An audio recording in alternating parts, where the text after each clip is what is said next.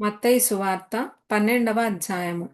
ఆ కాలమందు యేసు విశ్రాంతి దినమున పంట చేలలో పడి వెళ్ళుచుండగా ఆయన శిష్యులు ఆకలిగొని వెన్నులు త్రుంచి తినసాగిరి. పరిసెయ్యులది చూచి, ఇదిగో, విశ్రాంతి దినమున చేయకూడనిది నీ శిష్యులు చేయుచున్నారని ఆయనతో చెప్పగా, ఆయన వారితో ఇట్లనెను, తానును తనతో కూడా నున్నవారును ఆకలిగొని ఉండగా దావీదు చేసిన దాని గూర్చి మీరు చదవలేదా?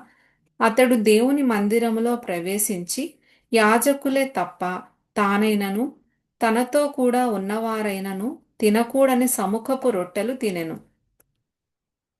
మరియు యాజకులు విశ్రాంతి దినమున దేవాలయములో విశ్రాంతి దినమును ఉల్లంఘించియు నిర్దోషులై ఉన్నారని మీరు ధర్మశాస్త్రమందు చదవలేదా?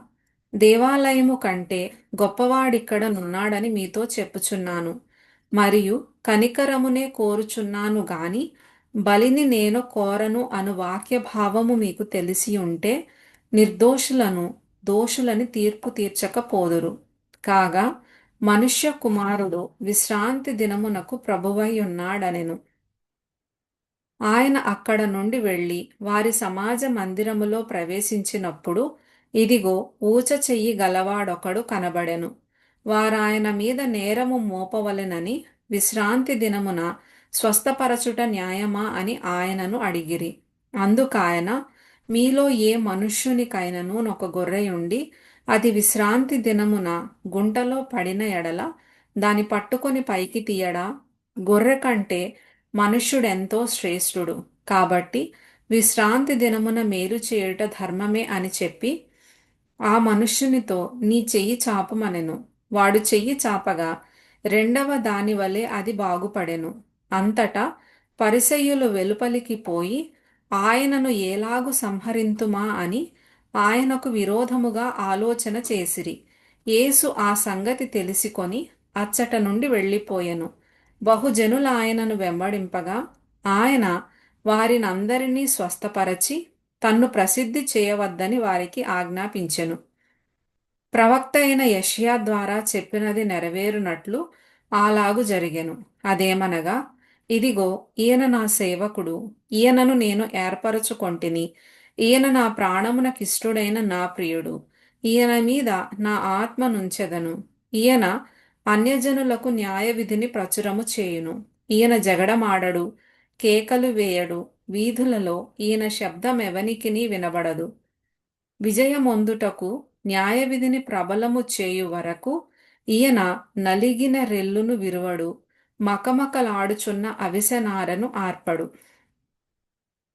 ఈయన నామమందు అన్యజనులు నిరీక్షించెదరు అనునదే. అప్పుడు దయ్యము పట్టిన గ్రుడ్డివాడును మూగవాడునైన ఒకడు ఆయన యొద్దకు తేబడెను. ఆయన వానిని స్వస్థపరచినందున ఆ మూగవాడు మాటలాడు శక్తియు చూపును గలవాడాయెను.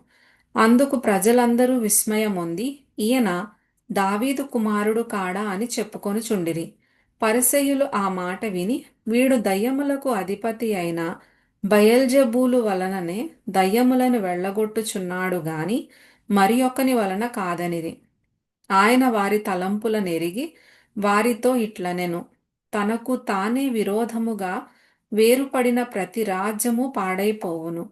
తనకు తానే విరోధముగా వేరుపడిన ఏ పట్టణమైనను ఏ ఇల్లైనను నిలువదు. సాతాను సాతానును వెళ్ళగొట్టిన ఎడల తనకు తానే విరోధముగా వేరుపడును. అట్లయితే వాని రాజ్యం ఎలాగు నిలుచును?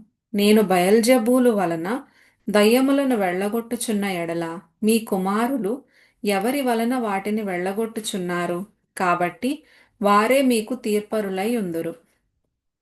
దేవుని ఆత్మ వలన నేను దయ్యములను వెళ్ళగొట్టుచున్న ఎడల నిశ్చయముగా దేవుని రాజ్యము మీ యొద్దకు వచ్చియున్నది. ఒక్కడు మొదట బలవంతుని బంధింపని ఎడల ఏలాగు ఆ బలవంతుని ఇంటిలో చొచ్చి అతని సామాగ్రి దోచుకొనగలడు? అట్లు బంధించిన ఎడల వాని ఇల్లు దోచుకొనును. నా పక్షమున నుండని వాడు నాకు విరోధి, నాతో కలిసి సమకూర్చని వాడు చెదరగొట్టువాడు.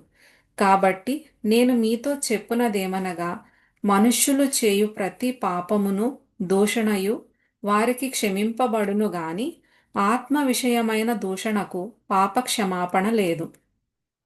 మనుష్య కుమారునికి విరోధముగా మాటలాడు వానికి పాప క్షమాపణ కలదుగాని పరిశుద్ధాత్మకు విరోధముగా మాటలాడు వానికి ఈ యుగమందైనను రాబోవు యుగమందైనను పాప క్షమాపణ లేదు. చెట్టు మంచిదని ఎంచి దాని పండును మంచిదే అని ఎంచుడి, లేదా చెట్టు చెడ్డదని ఎంచి దాని పండును చెడ్డదే అని ఎంచుడి. చెట్టు దాని పండు వలన తెలియబడును. సర్పసంతానమా, మీరు చెడ్డవారై ఉండి ఏలాగు మంచి మాటలు పలుకగలరు? హృదయమందు నిండియుండు దానిని బట్టి నోరు మాటలాడును గదా. సజ్జనుడు తన మంచి ధననిధిలో నుండి సద్విషయములను తెచ్చును, దుర్జనుడు తన చెడ్డ ధననిధిలో నుండి దుర్విషయములను తెచ్చును. నేను మీతో చెప్పునదేమనగా, మనుష్యులు పలుకు వ్యర్థమైన ప్రతి మాటను గూర్చియు విమర్శ దినమున లెక్క చెప్పవలసి ఉండును. నీ మాటలను బట్టి నీతిమంతుడవని తీర్పు నొందుదువు, నీ మాటలను బట్టియే అపరాధివని తీర్పు నొందుదువు. అప్పుడు శాస్త్రులలోను పరిసయ్యులలోను కొందరు, బోధకుడా, నీ వలన ఒక సూచక క్రియ చూడగోరుచున్నామని ఆయనతో చెప్పగా ఆయన ఇట్లనెను, వ్యభిచారులైన చెడ్డతరము వారు సూచక క్రియను అడుగుచున్నారు. ప్రవక్త అయిన యోనాను గూర్చిన సూచక క్రియయే గాని మరి ఏ సూచక క్రియ అయినను వారికి అనుగ్రహింపబడదు. యోనా 3 రాత్రింబగళ్ళు తిమింగలము కడుపులో ఏలాగుండెనో అలాగు మనుష్య కుమారుడు 3 రాత్రింబగళ్ళు భూగర్భములో ఉండును. నీనెవే వారు యోనా ప్రకటన విని మారుమనస్సు పొందిరి గనుక విమర్శ సమయమున నీనెవే వారు ఈ తరము వారితో నిలువబడి వారి మీద నేరస్థాపన చేతురు. ఇదిగో, యోనా కంటే గొప్పవాడు ఇక్కడ ఉన్నాడు. విమర్శ సమయమున దక్షిణ దేశపు రాణి ఈ తరము వారితో నిలువబడి వారి మీద నేరస్థాపన చేయును. ఆమె సొలొమోను జ్ఞానము వినుటకు భూమి అంతముల నుండి వచ్చెను. ఇదిగో, సొలొమోను కంటే గొప్పవాడు ఇక్కడ ఉన్నాడు. అపవిత్రాత్మ ఒక మనుష్యుని వదిలిపోయిన తరువాత అది విశ్రాంతి వెదకుచు నీరు లేని చోట్ల తిరుగుచుండును. విశ్రాంతి దొరకనందున నేను వదిలి వచ్చిన నా ఇంటికి తిరిగి వెళ్ళుదుననుకొని వచ్చి ఆ ఇంట ఎవరునూ లేక అది ఊడ్చి అమర్చియుండుట చూచి వెళ్ళి తనకంటే చెడ్డవైన మరి 7 దయ్యములను వెంటబెట్టుకొని వచ్చును. అవి దానిలో ప్రవేశించి అక్కడనే కాపురముండును. అందుచేత ఆ మనుష్యుని కడపటి స్థితి మొదటి స్థితి కంటే చెడ్డదగును. అలాగే ఈ దుష్టతరము వారికిని సంభవించుననెను. ఆయన జనసమూహములతో ఇంక మాటలాడుచుండగా ఇదిగో, ఆయన తల్లియు సహోదరులును ఆయనతో మాటలాడగోరుచు వెలుపల నిలిచియుండిరి. అప్పుడొకడు, ఇదిగో, నీ తల్లియు నీ సహోదరులును నీతో మాటలాడవలెనని వెలుపల నిలిచియున్నారని ఆయనతో చెప్పెను. అందుకాయన తనతో ఈ సంగతి చెప్పిన వాని చూచి, నా తల్లి ఎవరు, నా సహోదరులెవరు అని చెప్పి తన శిష్యుల వైపు చెయ్యి చాపి, ఇదిగో, నా తల్లియు నా సహోదరులును, పరలోకమందున్న నా తండ్రి చిత్తము చొప్పున చేయువాడే నా సహోదరుడును నా సహోదరియు నా తల్లియు ననెను.